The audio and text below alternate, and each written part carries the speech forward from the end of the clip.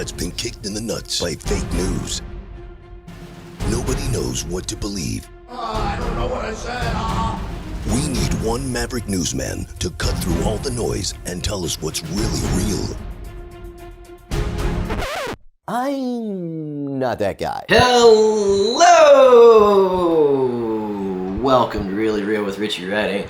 I'm Richie Redding, and we got a real doozy for you. I feel like we're getting back to our roots today, Bobby. That this one is it's a real. Should we choose to go down this route? It's a real rabbit hole. It's a rabbit's nest. It's a den. Is that what they call them? Rabbit a weir? den? A rabbit weir? W-E-I-R? Something like that. I don't know. It's a hole, and there's a whole bunch of rabbits, and all those rabbits made another fucking hole. We're gonna be talking about. We will eventually get to two fun conspiracies. One much bigger than the other, but your boy that got popped by the feds in Utah, and then the Maui fire has ignited so many conspiracy theories that it's just wild, and it's got everything. I mean, it's got pun intended. It's yes. ignited so many wild theories. Yes. Dude, everything from billionaires, raising the land, to Jewish space lasers, to covert skunk work programs.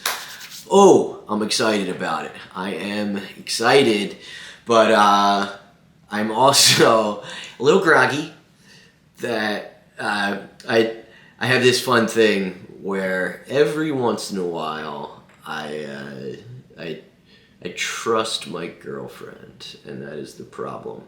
That she's my primary care physician, basically, as a veterinarian, but also one of these days between her pill placement and my impulses, I might one day eat it. I need to get the Monday, Tuesday, Wednesday strip for my pills, but I take a 3 milligram melatonin every night, and that knocks me the fuck out, right? But I was a little amped up because I had an extra cold brew this particular day, right? Yeah, we were partying, and so I says to myself, I'm going to take 2, right? And as I'm washing them down, she's like, "Oh, make sure those are yours." Huh? And Chloe, our dog, and dogs metabolize things like way slower. No, it's faster, so it just goes right through them easier. So the dog has been getting 10 milligrams of melatonin. So I took 20 milligrams real quick. And dude, getting out of bed this morning felt like I had a heroin hangover. I was fucked, dude. God. Got out of bed at like 10:30. So it was a solid almost 11 hours of sleep, so thanks for that, babe. One time I actually, this was the most impulsive that I ever was with pills, was that she asked me to go get her birth control, and I stepped back into the room, and I was like, I might have just taken your birth control. And she's like, it's like a huge smile. I was like, I for sure took your birth control. Like I just walked into the bedroom, and it was like, just somehow in my head is like, go get pill, and put that fucker right through the little day pack, and just, and it was like, that wasn't for me at all. But to be fair, I did not get pregnant, and neither did she. So we're gonna rack it up as a victory, baby. But I also this was another ridiculous moment in Redding family history. I have to give a shout out to my sister, who this past weekend reminded us that it was her anniversary, her 13th anniversary, and no, I'm sorry, 15th anniversary, and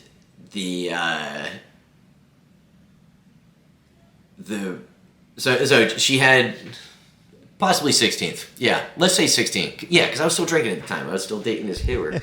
So yes, it was definitely 16th anniversary. But she had her wedding at my parents' house on the river. And it's on the Molucca River, right? And in Sweetwater, they've sold it, so I'll dox myself retroactively.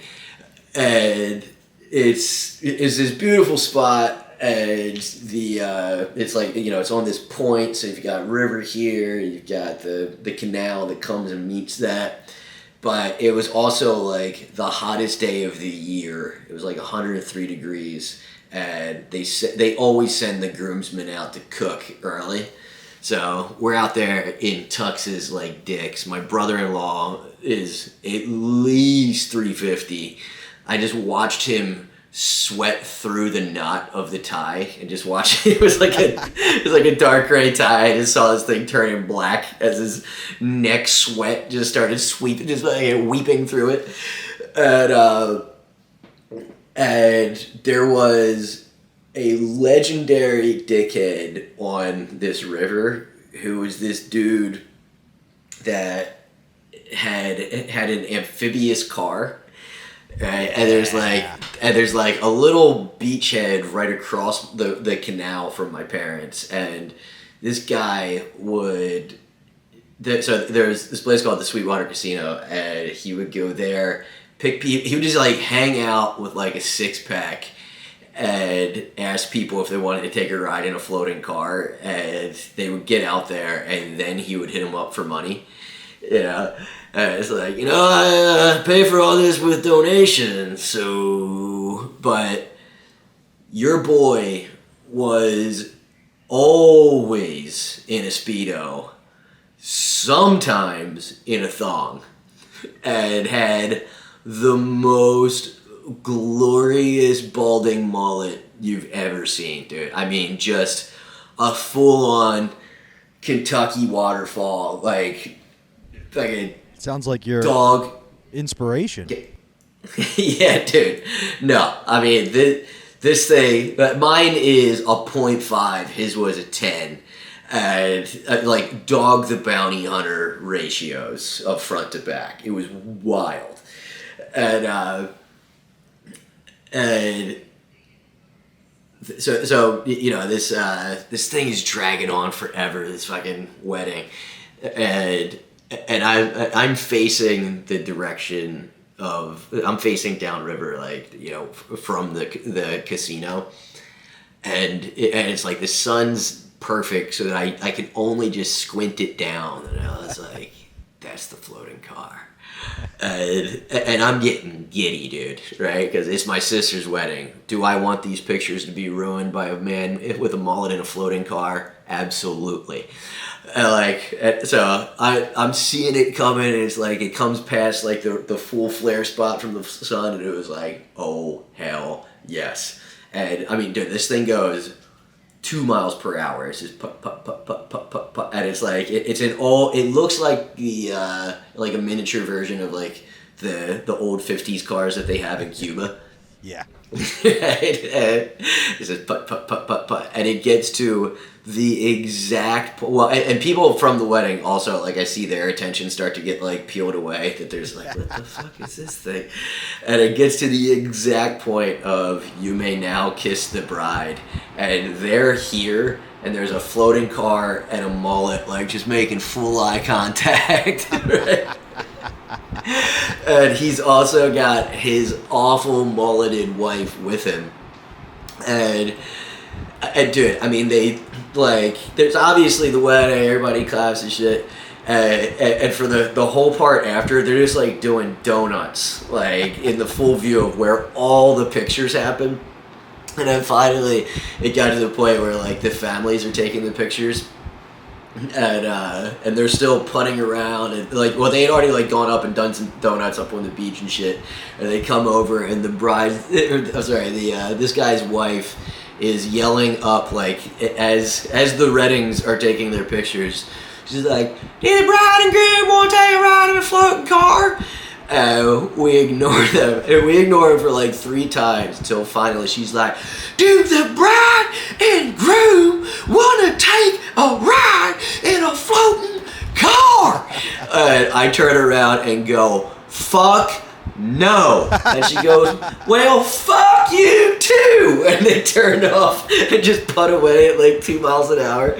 But like, there's nothing more ridiculous than telling somebody to go fuck themselves and like your escape vehicle has 2 horsepower. It's like it was as slow as like a bumper boat type shit. Yeah. But yeah, the chick that I was dating was actually the photographer, and she hooked them up. They are so lucky that it happened during the days of digital photography, because she was able to just take that thing out of there. But if not, whoo! So there's a with and without version. There's another great picture from that day of when we took the family pictures. She said, the photographer chick said to my dad, like, "Hey, make sure you smile," or like, "You want me to touch you up?" That's what it was. Like, "You want me to touch you up?" And he's like, "Yeah, I wouldn't mind if you could give me some hair." And I had like, I had like swoopy stoner bangs, and she just put those same shits on my dad, but like put it in the wedding album. So good. He hated that fucking picture so much. She took it out after the initial joke of handing it over. But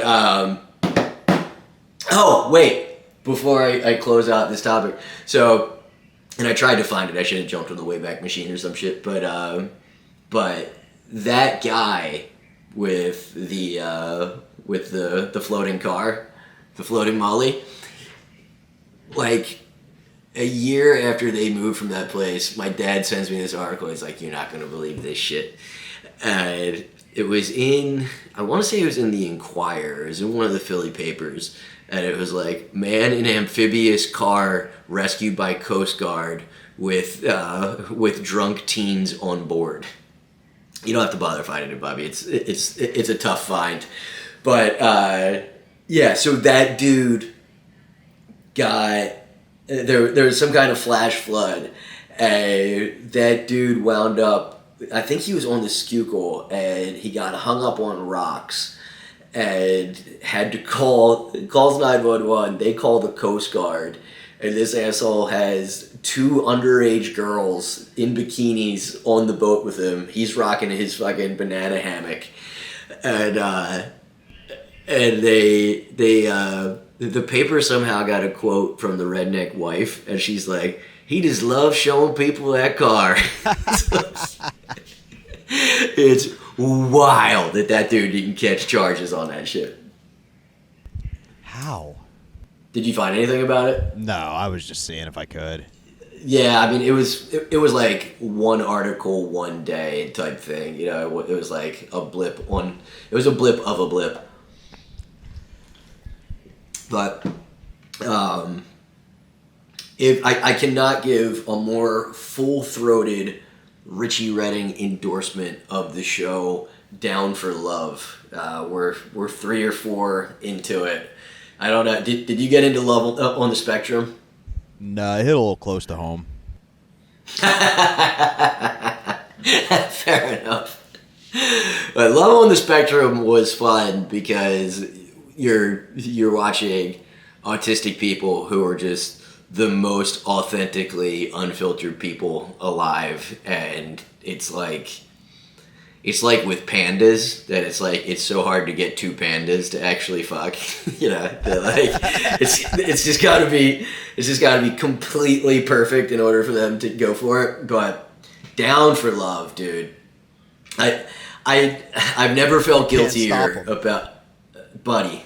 I've never felt guiltier about enjoying something. I mean, it is the definition of a guilty pleasure. But, yeah, dude. Yeah, it's like the enthusiasm. Yeah, it's very true. You can't stop them.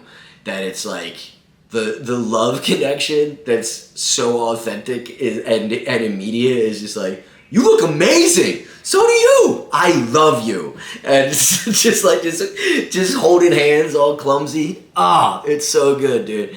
But there's a scene where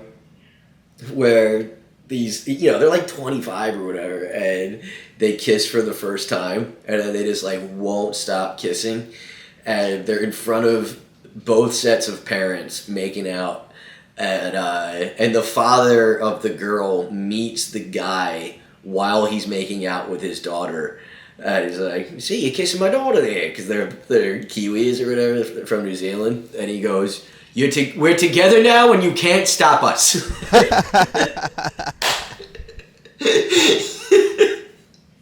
What a G, dude. I would never...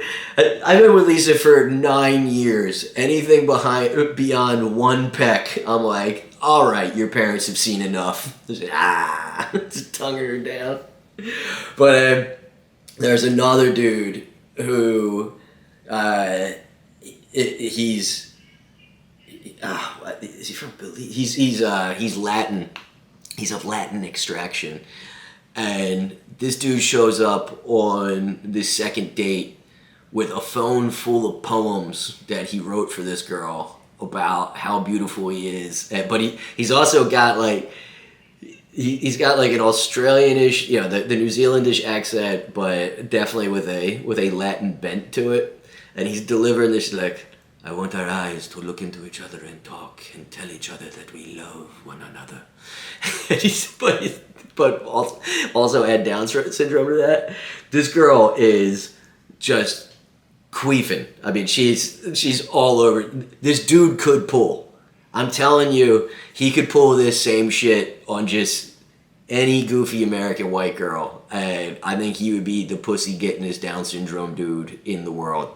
Our internal nickname for him is Retardio Banderas. I'm telling you, this guy could get pussy. He's on the wrong show. Dude, poems do something to a girl. He's like the first guy with Down syndrome to play a guitar at a party. He just rewrote the game. Yeah. Yeah, dude. Fucking. Do you ever write a poem to a chick? Yeah. Is it the most embarrassing thing in the world? Yeah. I think I wrote a poem to one girl, but I sent it to like 6. I bet that's the original reusing nudes was dudes fucking writing a poem to Alice and sending it to Kelly. Like, just scratch out blue and write in green eyes. Like the Civil War letters, too, just writing the same letter over, my dearest beloved, over and over to different girls. Yeah, dude. Oh, man. I gotta look this up real quick. This is so far off of where I wanted to go, but there was a guy that in Atlantic City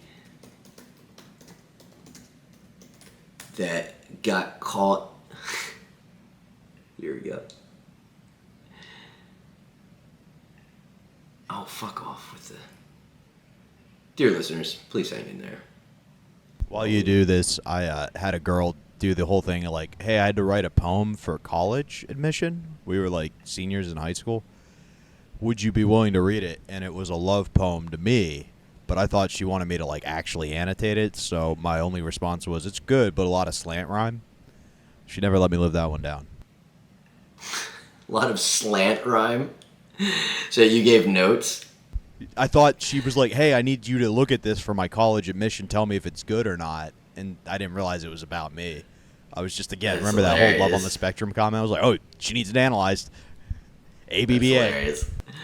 So check out this dude. I should send you this in the... I'll put this in the Zoom for you, Bobby. This guy is a legend, and he happens to be from where I grew up. Leroy Bill Black, 55, of Egg Harbor Township, died August 2nd, 2016, at home surrounded by his family. He was born September 30th to Ethlyn and Wilfred Black. He is survived by his loving wife, Beretta Harrison Black, and his son, Jazz Black. That is literally the blackest name I've ever heard. He was also father to Malcolm, Josiah Harris, blah, blah, blah, blah, blah. Friends and family may call from 1 p.m. An additional viewing will be held from 4 p.m. to 6 p.m. The next one, Leroy Blast Black, 55, of Egg Harbor Township, passed away at home from cancer of the lungs due to the fiberglass exposure. He is survived by son Jazz Black, siblings Donald, Cherry, Janet, Vilma, Laura, Audrey, Sandra, and hosts of other family members, and his longtime girlfriend, Princess Hall. So, basically, in the paper, it turned out that he had 2 families. That's the best way for them to find out. You're dead. Yeah. But, all right, dude, that's straight up an old Corey Holcomb bit of, like, side bitches, y'all gotta stop showing up to funerals, man. Y'all know you're supposed to wait until the next Tuesday, go to this motherfucker's grave, and weep on that shit. But yeah, this was like as viral as anything from Atlantic City has ever gone when that caught on. And dude, those are like paid. Like you have to pay for those things to go in. So. Yeah, that must have been so fun when whoever's in charge of lining up that column was like, I think we already got this guy. Like, no, it's definitely from somebody else. If you were that classic. guy, would you contact the families? Like one of them? You got to tell the side bitch. Right? Like, The one whose name is Princess? yeah, hey, Princess. You might be breaking the code here, baby girl. Not for nothing. You know what it is, Princess. But, all right. Get that out of the way. Oh, I do, just as a bit of housekeeping, have to point out that my girl, just because I've talked about her so many times before, Dianne Feinstein, friend of the show, at 90 years old, has not given up her Senate seat, but it came out this week that she gave power of attorney to her daughter so that she can handle a settlement dispute for an inheritance thing. That like her husband left some Malibu mansion or some shit to somebody else, and she's disputing it, and she doesn't have the mental capacity to make her own decisions in a simple inheritance case, but she's still good to go to represent the good people of California. But I dug into it more, and it's apparently, and I kind of mentioned this, but I didn't know exactly what it was, is that Pelosi wants to get, what's his name? A legendary dickhead, Adam Schiff, the one of the biggest virtue signalers in the world. He was the guy. The last thing that he did that was super public was when he immediately led with the Stop Asian Hate thing when the guy in Chinatown or Koreatown got killed, and then it turned out it was an Asian guy that did it, and he just never heard from him about it again. Like, oh, that's simple enough.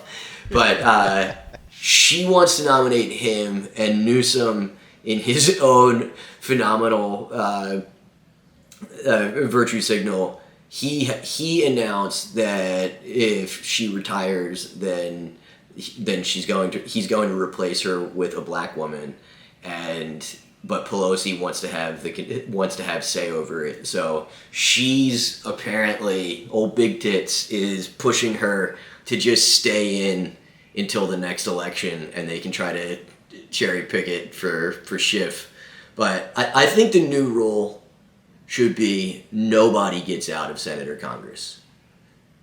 It's just make it a life sentence, right? If you're going to do all that grifting on the top end, then we get to watch you die on C-SPAN. Like I want, Yeah. just until you're crawling in there on your face, just fucking, like, just seal up the walls. Don't let these motherfuckers leave ever. I'd like to add some annotations in there, like after the age of 70, you have to speak at any optional floor time.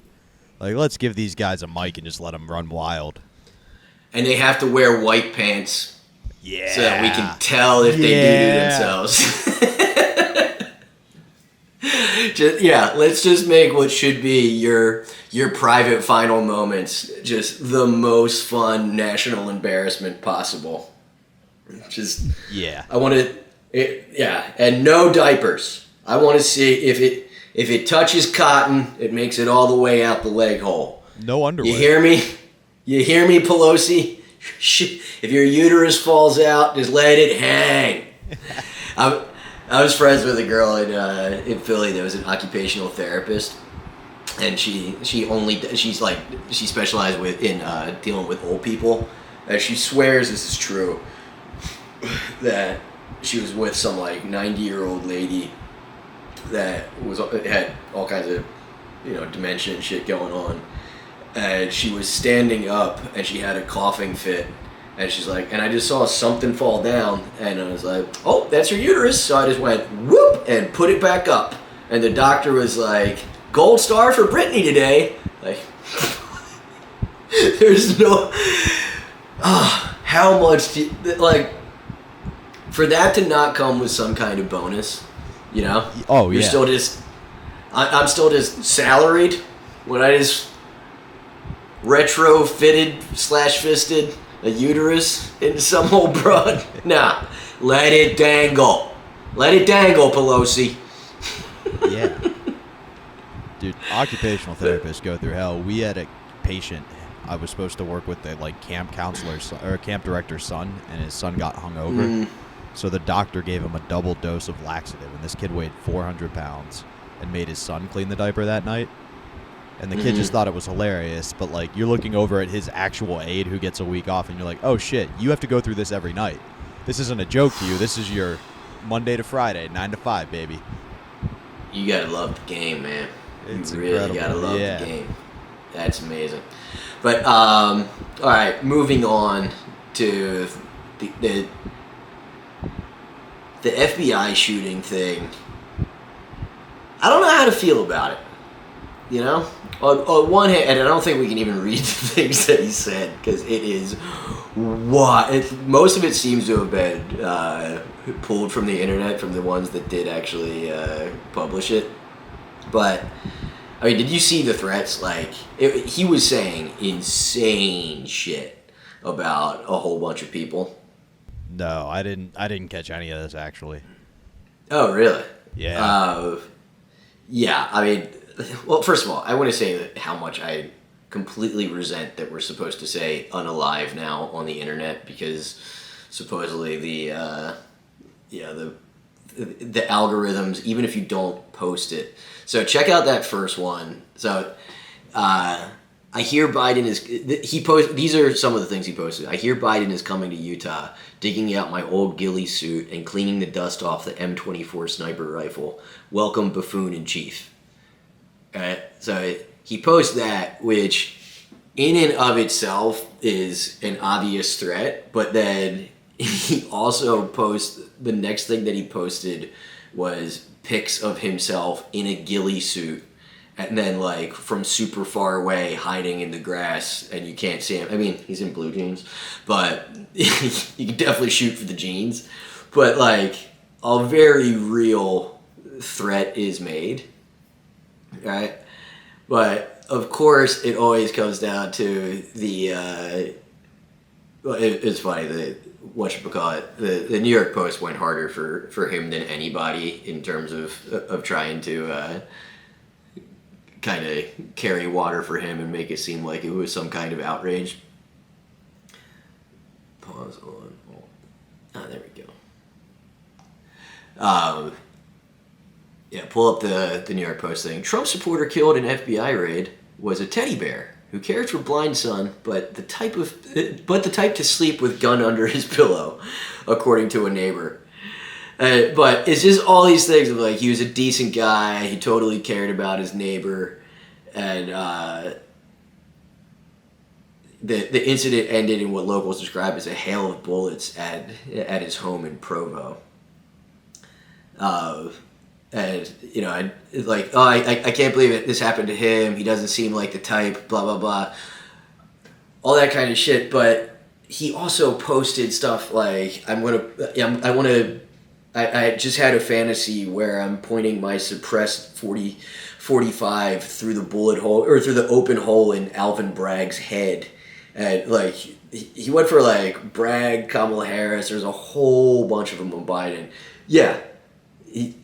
That might be a suppressed gun in and of itself.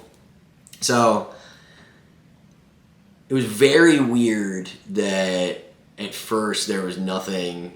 So, I mean, there's still no body cam footage. Like, nobody has seen that at all.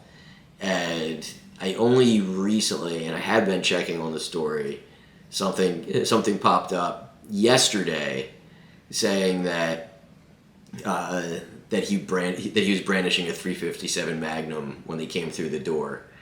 But like, they also did one of those, 4:30 a.m. raids that they always do. It's not clear if it was a no knock, or if it was a knock. It is. Look, it's definitely. It's a little funny when people that are the biggest, fuck your feelings and fuck around, find out crowd, are like, well, I mean, he was an old man and you could have waited and you could have watched his property and seen when he went out for groceries and got him with his hands full of groceries. Like, yeah, but he's also a dude posting pictures of himself with a sniper rifle and all kinds of shit, right? So, but yeah, if it was a no-knock is unknown, and supposedly there's audio of somebody saying he's got a gun, and then the barrage of bullets. But I mean, that's a pretty easy way to start a barrage of bullets, right? I mean, that's literally how some of the Black Panthers were executed. Yeah, gun, and it's 5 a.m. and somebody's in bed. So, seeing it happen to the opposite side like this is definitely interesting, but it's super weird that there hasn't been any kind of body cam footage, especially when you consider that. Where was it the Tennessee one recently where there's the trans chick with the manifesto? Dude, that body cam footage hit before the news broke. Yeah. It was like, my man just took the GoPro, fucking boop, upload. So, I don't know. It always seems really fishy when they're not showing that footage. But also, I mean, I don't know, like, how important is the no-knock warrant in that kind of situation? Especially since they now have fucking robots that they can send in and just explode somebody, right? Yeah. Like, why are you no-knocking? It makes no sense. Yeah. Send a stripper. Or, this guy is MAGA. He wants to kill Biden. He respects the police. Just go knock on his door. Hey, officer, come on in. What can I do for you? Dude, send Bob DeBono in a Trump suit. That'd be amazing. That's how you can get all the J6 guys to just fucking come clean. Just send a Trump impersonator. Soder calls them all on the phone, just doing an impression. Yeah, I like it. But yeah, I don't know. It's the lack of press curiosity over this is really weird to me. You know, it's like everything is that he's a MAGA Trumper and he's a mega Trump supporter. But like, oh, here's one of the quotes of one of the things that he posted. I dreamed I was in a dark corner of a Washington, D.C. parking garage. I was standing over the body of the U.S. Attorney General Merrick Garland with a bullet hole in the center of his forehead. In my hand was a suppressed Smith & Wesson M&P, smoke wafting from the muzzle. I thought to myself, what an amazing patriotic moment as shivers of liberty and freedom swelled my heart. But like, this guy also has people saying like, I can't believe it was him. He doesn't seem the type to ever do that. Like, and dude, it was like these things started like 2 or 3 years ago that he was posting this shit. Apparently, the only reason that they went to see him was because Biden was going to Utah, or he was going to be like in the general vicinity. So it was like, all right, we gotta go kill this guy now. We've put it off long enough. Let's go smoke this old man. But yeah, I mean, the dude definitely also has like scary old guy face. There's something dead behind those eyes to me. I mean, dude, first of all, that picture of him with that long rifle, that's a lot of gun right there. That's a whole lot of gun. He looks scarier in the ones where he go to the pointed .357 one.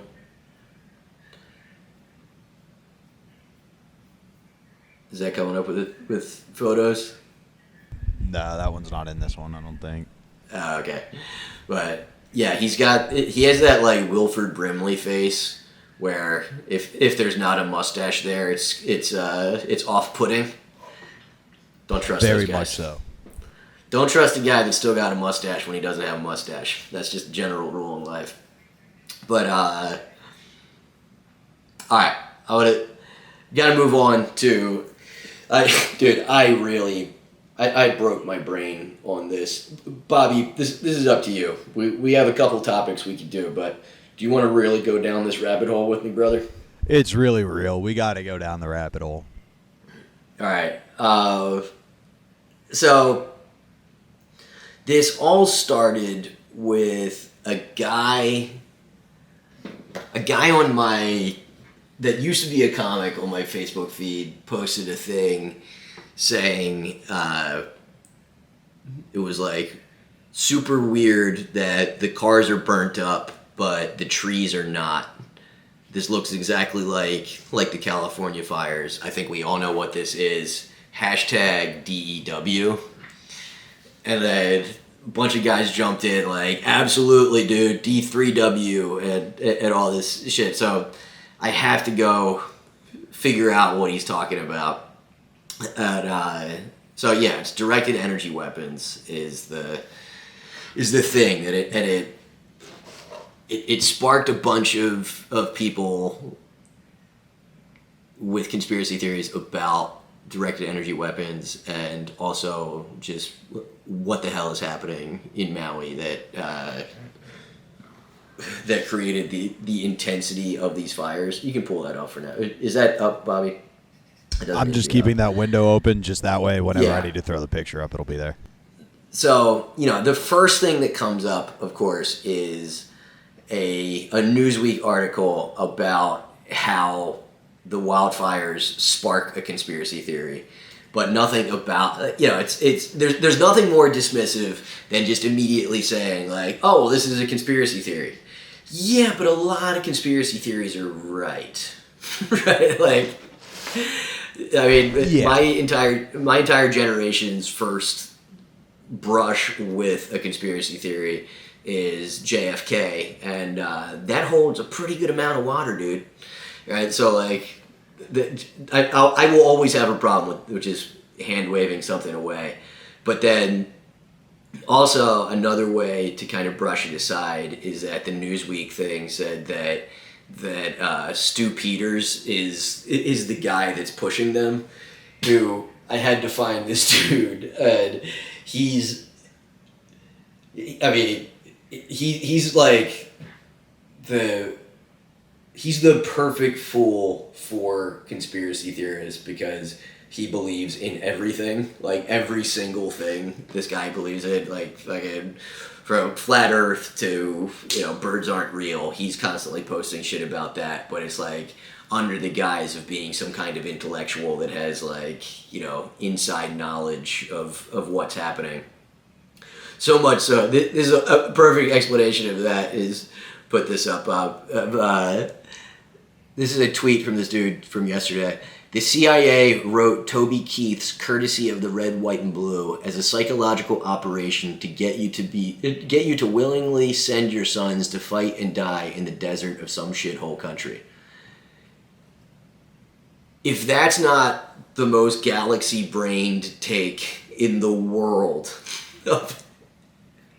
not that the CIA planted the evidence to start the Iraq War, or that the CIA was somehow involved in, not passing along information to the FBI so that they could have possibly caught the guys while they were in the Philippines before they came to the U.S. so that they could do 9/11.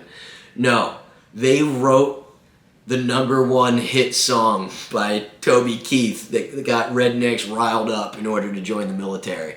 Like, bro, come on. Yeah, that's It's a little a lot. rough. Yeah.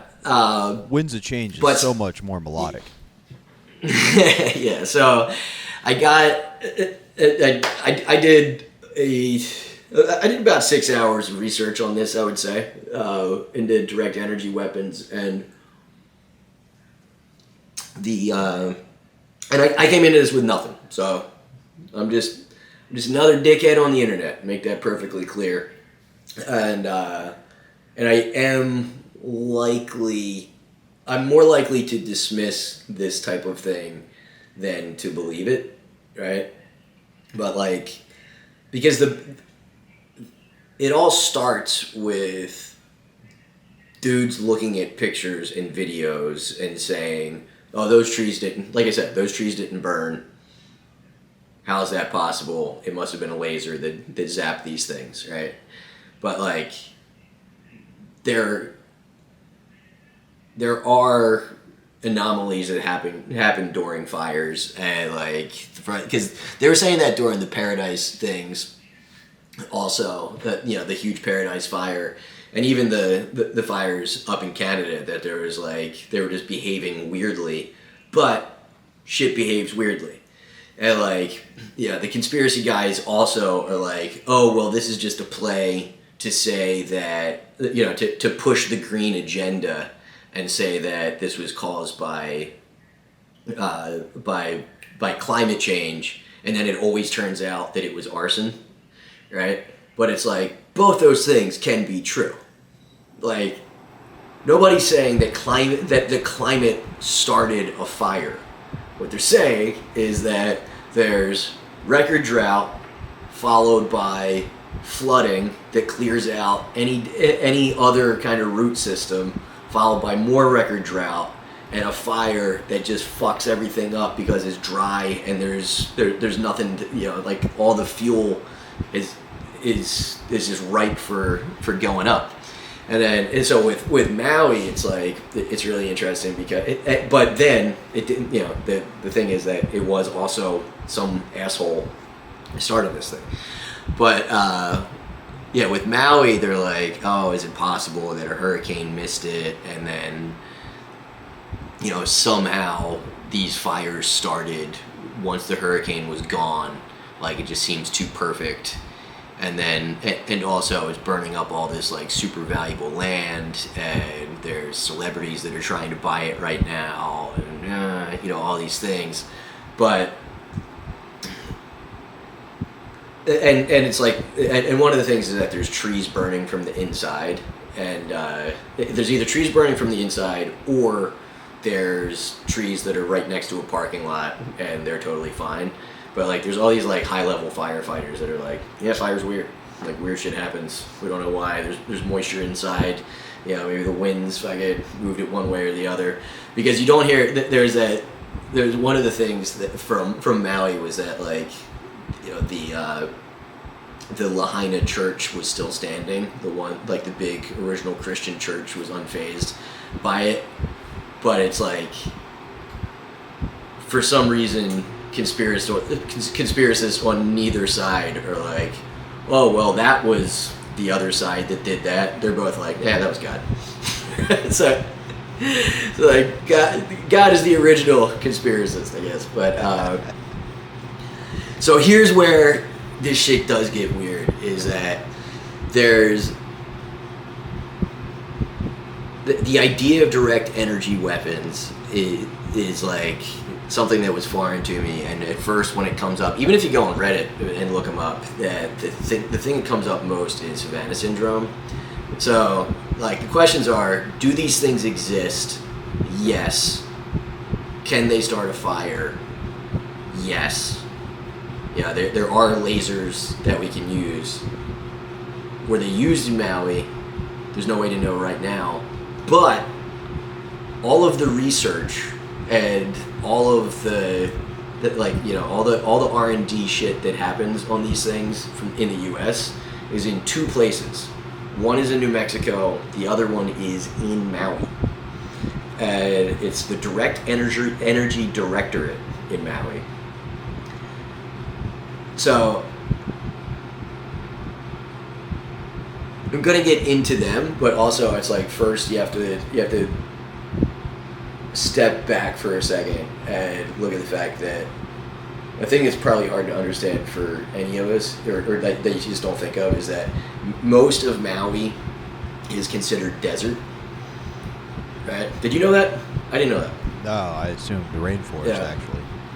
Yeah, we went there like 5 years ago. That was one of the things that surprised us. And the other thing is that it's been severely mismanaged. And RFK had a tweet about this that it was like, he said it's directly contributable to two things: climate change and agricultural mismanagement. And so basically, Monsanto went in there and planted a whole bunch of shit that should have never been in Maui. And it had a really shallow root system, and it wiped it. So like floods wiped away everything that was already there, all the existing stuff that would actually like burn up and like stop a fire. It was like slow fuel. So now it's like super flammable grass is the only shit that's left, and the indigenous species are gone because of Monsanto. But so that is one side of it, of how, like, you know, a man-made, non-weird source could have been like what happened with, or at least why it spread so fast. But on the other hand, it's like people are saying that, like, you know, it's the green energy people pushing their agenda, and they want to, and like, you know, Maui already has this pact that like within like 10 years it's supposed to be the greenest island, and like, what was it, 3 weeks ago there was something about how there's so many how that's facing so many hurdles. So the idea is that somebody, you know, burned all this shit down so that it could accelerate the green agenda, but there's already like a dozen wind farms and shit like that, and solar systems, you know, big solar panel systems and stuff on Maui. So basically, somebody with the agenda of getting green energy would have to burn down all this green energy. So that doesn't make any sense, right? But then when you get it, we're gonna skip some stuff here, but so I was looking into it, and we have been working on direct energy weapons in some form since like the 70s, right? And it's like most things from that time, it was all about like trying to keep up with the Soviets. And then Ted Lieu, this is going to be chronologically a little bit all over the place. Representative Lieu, statement in support of direct energy technology development in December of 2022. Today, Congressman Ted W. Lieu issued the following statement. that following the news that Lockheed Martin and Israeli company Rafael are cooperating to jointly develop, test, and manufacture high-energy laser weapon systems, also known as HELS. I am pleased that Lockheed Martin and Rafael will be jointly developing, testing, and manufacturing laser defense systems in the United States and Israel.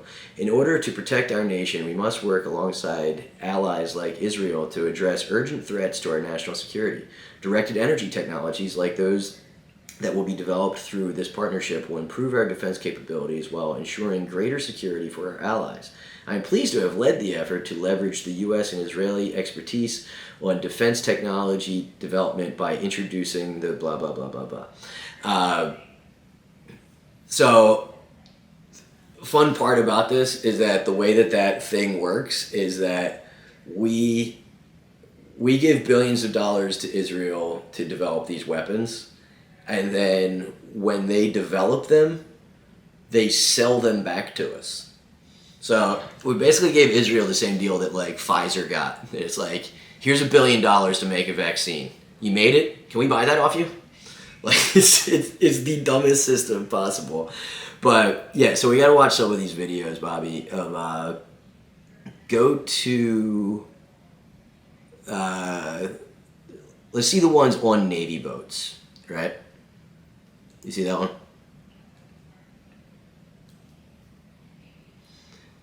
Yeah. So there's actual footage of these things from Lockheed Martin of them knocking down planes with lasers. And can you play the sound on that, Bobby?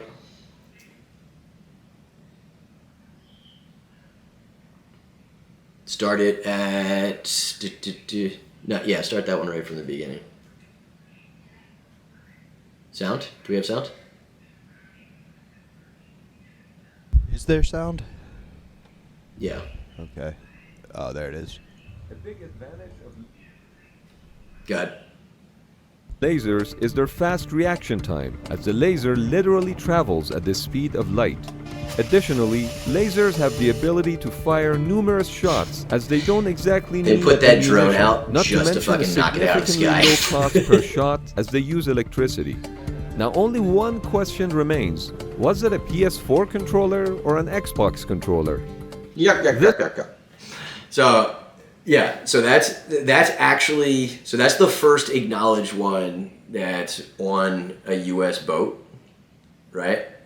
And then go to the car burned one that I marked as 54.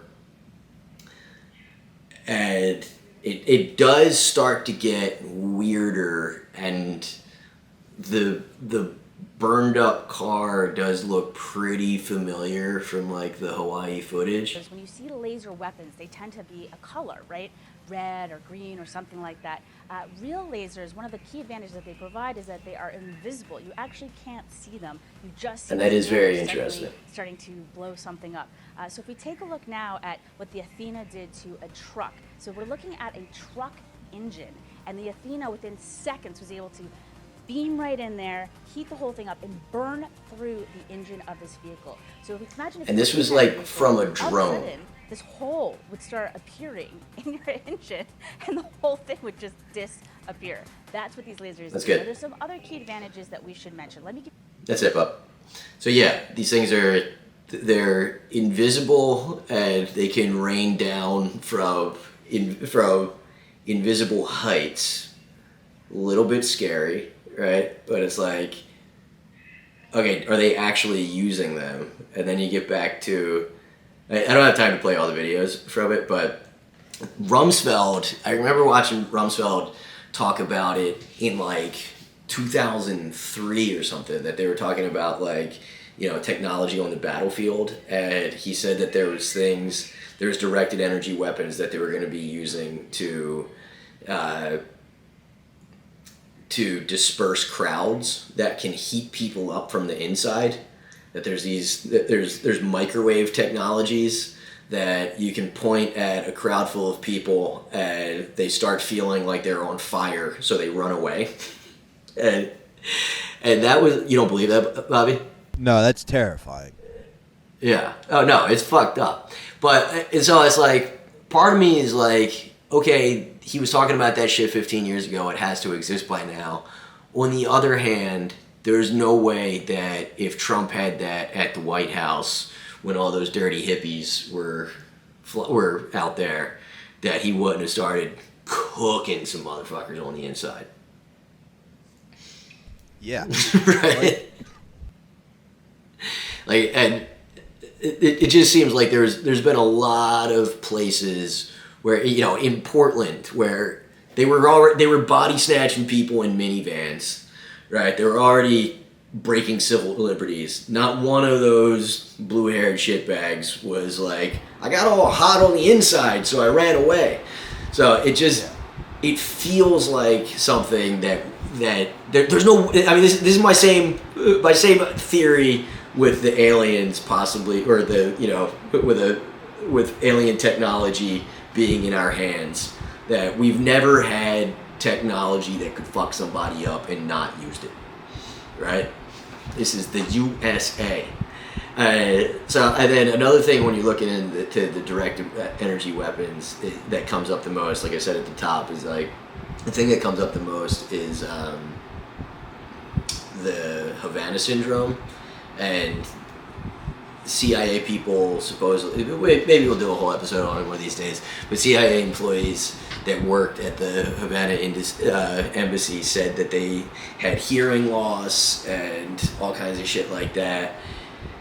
Headaches, got real sick to their stomach, couldn't focus. Yeah, but the thing was that Havana syndrome is, which got acknowledged, you know, on like a 60 Minutes thing, as being that they don't know what it comes from, and a lot of people think it's directed energy.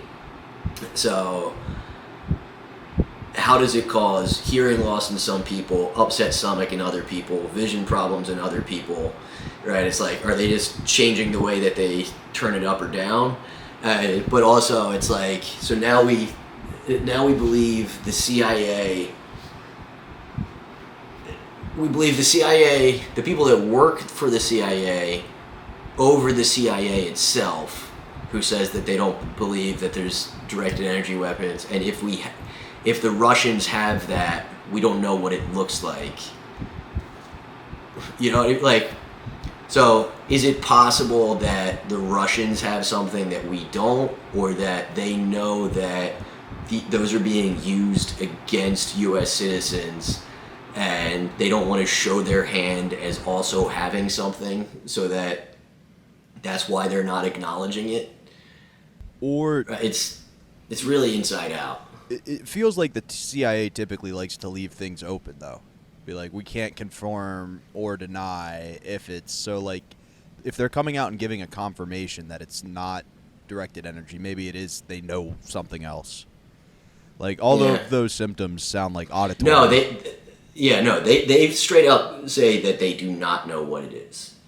But so here's where this all kind of comes together and gets more interesting with the AFRL, the Air Force Research Lab, which again, it has these two sites, one in New Mexico, one in Maui, and I read a thing from a Maui paper asking a higher up in the Navy if Maui would be on a nuclear attack list, and it was like, oh, not for somebody like North Korea, but for a Russia or a China, because of the AFRL, it might be pretty high up there, because the thing that they openly acknowledge that they do is keep track of everything that's in the sky and space from there. And it's crazy enough, I've actually seen these things that Mount Haleakala is the tallest mountain in Maui and like in the whole Pacific. And there's all kinds of just a crazy field. It looks like you're on the moon. There's a crazy field of satellites just pointing in all directions, and that's keeping track of that shit. And that's kind of like the public facing thing of it. But then you get into the CHAMP system. This is a long read, but there's this guy, let me find it. Direct energy leader Dr. Kelly Hammett, girl's name, recaps time in AFRL, looks ahead to space position. So this guy's moving on to the Space Force, which is fucking creepy enough. But he said that as the Air Force spokesperson for directed energy, he had the opportunity to brief several secretaries of the Air Force and chiefs of staff, along with many other prominent decision makers across the Department of Defense, where he advocated for change and support of direct energy programs in multiple areas. Before taking on the role of as director, Hammett served for 4 years as the director's chief engineer, helping to solve a number of challenges in programs such as Electric Laser on an Aircraft, or ELA, Airborne Laser Testbed, or ELTB, and High Power Microwave Champ System, and tackling the Air Force Maui Optical and Supercomputing, or AMOS, Site Sustainment and Modernization Program, along with other challenges. Okay, so here, this is where this gets good. We delivered the USAF's first ever operational directed energy weapons. As part of the Air Force's Directed Energy Experimentation Campaign, AFRL characterized and deployed 4 directed energy counter-unmanned aerial systems to overseas locations, 3 Raytheon high-energy laser weapon systems, and the AFRL Tactical High-Power Operation Responder, THOR system. We built THOR in-house in 18 months, a record-breaking time. As part of these efforts, AFRL secured the Secretary of Defense approval for operational use of all systems. So that was a bit of a word salad, but the takeaway there is they deployed 4 directed energy counter unmanned. So they deployed 4 laser drones and secured the Secretary of Defense approval for operational use of all systems. So somewhere in the world, there's 4 drones that have these lasers that we saw knock shit out of the sky, put it, one pulse of it blows up a car, flying around, and they just so happen to be right next to where this insane fire started that people think is creating temperatures and conditions that are completely unlike anything else. And it's like, so they have to test them, right? You don't get to just put these things out into the world without testing them. So, I don't know, is it possible that somebody, that they were testing it and it accidentally went off one time and there's crazy dry conditions created by climate change and that zapped something at 100,000 degrees and that just went up? Or is it possible that the Russians or the Chinese hacked that system and made it fire one time just out the side of a fucking building? That's right. These things are flying around. It's insane. And I mean, it's like there's obviously and absolutely no way to say that this is what happened. But on the other hand, COVID started, happened to break out. If you buy the official story, COVID happened to break out next to a lab that was doing SARS research. Lyme disease happened to break out next to a lab that was doing tick-borne illness research. Like, if you had a tsunami in a town where there was a wave machine, there's a tidal wave machine, and this tsunami just happens to fucking break out. I don't know. It's pretty fucking weird, man.